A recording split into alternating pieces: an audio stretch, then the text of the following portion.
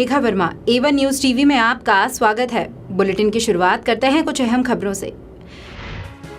प्रधानमंत्री नरेंद्र मोदी ने मंगलवार को हरियाणा के रोहतक में किसानों के मसीहा सर छोटू राम की 64 फीट की प्रतिमा का अनावरण किया।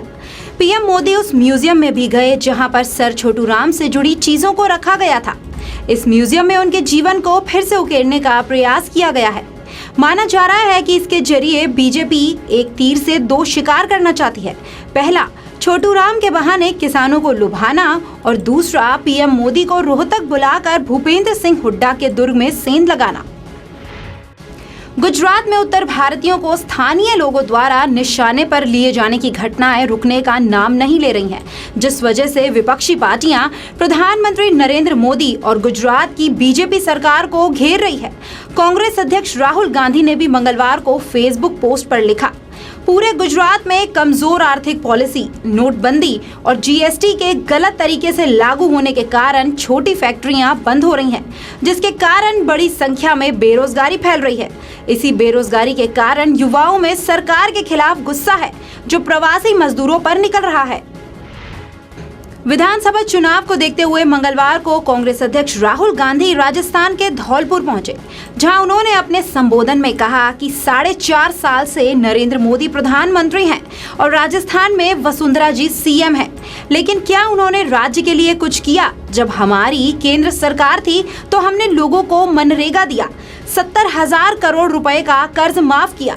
लेकिन नरेंद्र मोदी ने अपनी सरकार में हिंदुस्तान के 15-20 अमीरों का 3.5 लाख करोड़ रुपए का कर्ज माफ किया। सुप्रीम कोर्ट ने केरल के सबरीमाला मंदिर में 10 से 50 साल की आयु की महिलाओं को प्रवेश के फैसले पर जल्द पुनर्विचार याचिका की सुनवाई से इनकार कर दिया है। अदालत ने महिलाओं के मंदिर प्रवेश के फैसले पर अंतरिम रोक लगाने से भी इनकार किया है। कोर्ट ने मंगलवार को कहा कि वो देखेगा इस मामले पर पुनर्विचार याचिकाएं सुनवाई के लिए कब ली जाती हैं। याचिकाकर्ता ने अपील की थी कि मंदिर 16 अक्टूबर को खुल रहा है, इसलिए मामले की जल्द सुनवाई की जाए।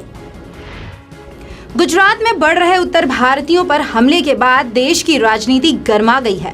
बसपा सुप्रीमो मायावती ने मंगलवार को इस मुद्दे पर प्रधानमंत्री नरेंद्र मोदी पर निशाना साधा। मायावती ने कहा कि ये दुख की बात है, जिन लोगों ने वोट देकर नरेंद्र मोदी को प्रधानमंत्री बनाया, आज उन्हें ही गुजरात में निशाने पर लिया जा रहा है। गुजरात की बीजेपी सरकार को वहां रह रहे उत्तर भारतीयों की सुरक्षा पुख्ता करनी चाहिए।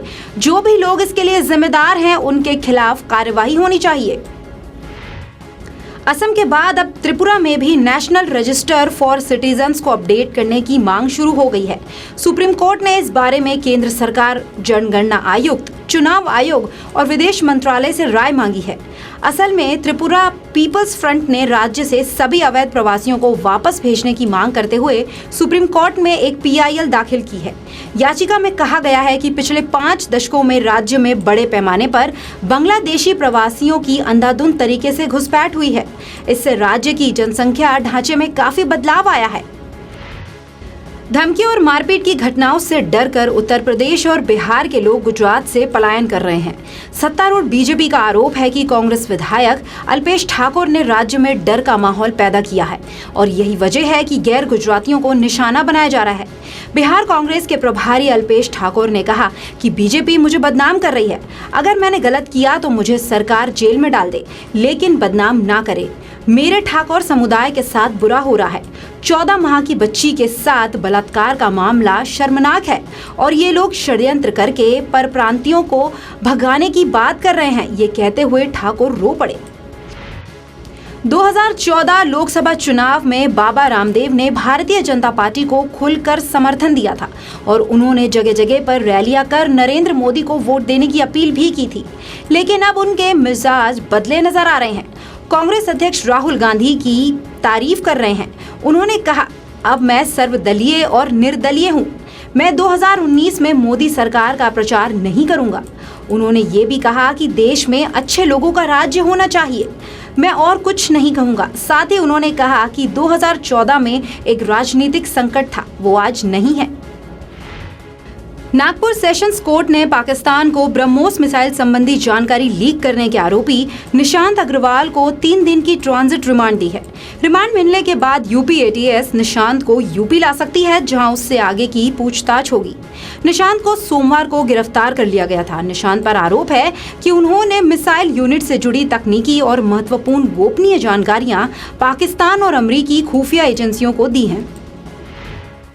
मध्य प्रदेश दौरे पर छतरपुर पहुंचे समाजवादी पार्टी के अध्यक्ष अखिलेश यादव ने कहा कि मध्य प्रदेश में जिसको कांग्रेस से टिकट ना मिले उसके लिए समाजवादी पार्टी के दरवाजे खुले हैं।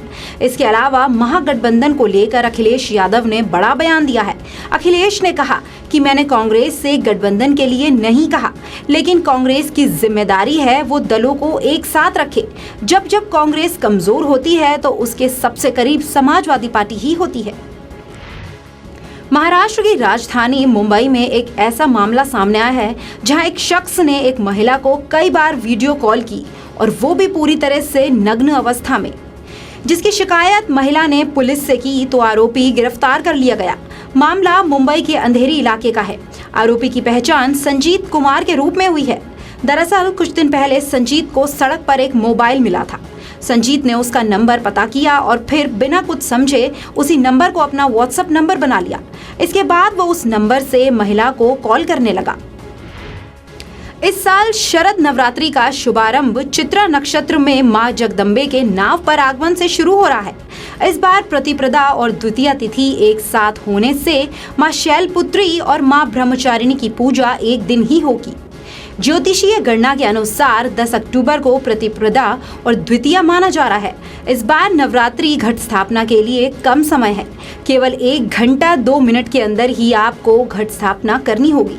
सुबह 6:22 से 7:25 तक आप घट स्थापना कर सकते हैं, लेकिन किसी वजह से अगर आप ऐसा नहीं कर पाते तो अभिजीत मुहूर्त यानी 11:36 से 12:24 तक आप घट स्थापना कर सकते हैं। पेट्रोल और डीजल की कीमतों में एक बार फिर से तेजी देखने को मिल रही है। मंगलवार को दिल्ली और मुंबई समेत देश के अन्य शहरों में पेट्रोल और डीजल की कीमतें उछाल पर रहीं। दिल्ली में पेट्रोल के दामों में 23 पैसे प्रति लीटर और डीजल के दामों में 29 पैसे प्रति लीटर की बढ़ोतरी दर्ज हुई। पेट्रोल 82.26 रुपए प्रति लीटर और डीजल 74.11 रुपए प्रति लीटर बिक रहा है।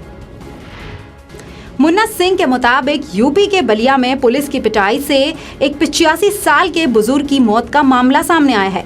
मामला बॉसडीह रोड थाना क्षेत्र के सुहवल गांव का है।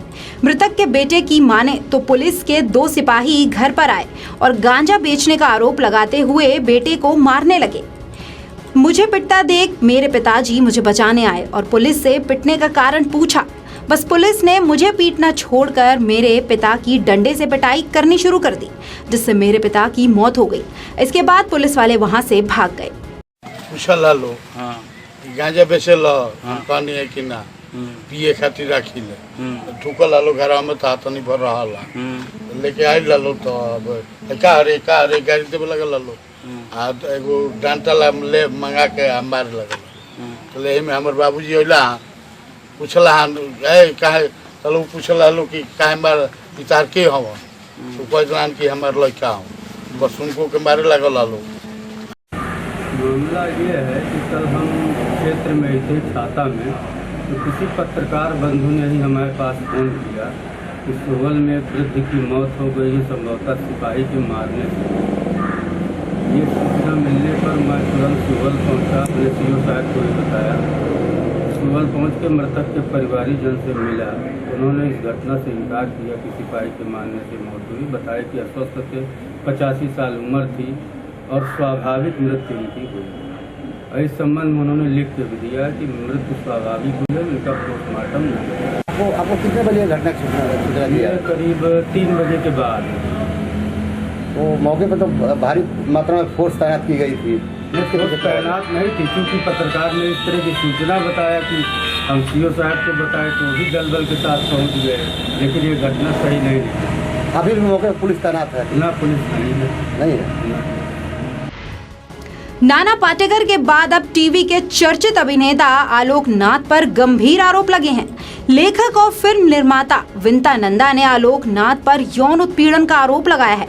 विंता ने फेसबुक पोस्ट से अपनी आप बीती बताई है। हालांकि पूरे पोस्ट में विंता ने कहीं भी आलोक नाथ का नाम नहीं लिखा है। विंता ने लिखा है, उन्होंने मेरे साथ शारीरिक दुर्व्यवहार किया जब मैं साल 1994 के मशहूर शो तारा के लिए काम कर रही थी। दिन भर की बड़ी खबरों में फिलहाल मेरे साथ इतना ही। आप देखते रहिए A1 न्यूज़ टीवी। नमस्कार।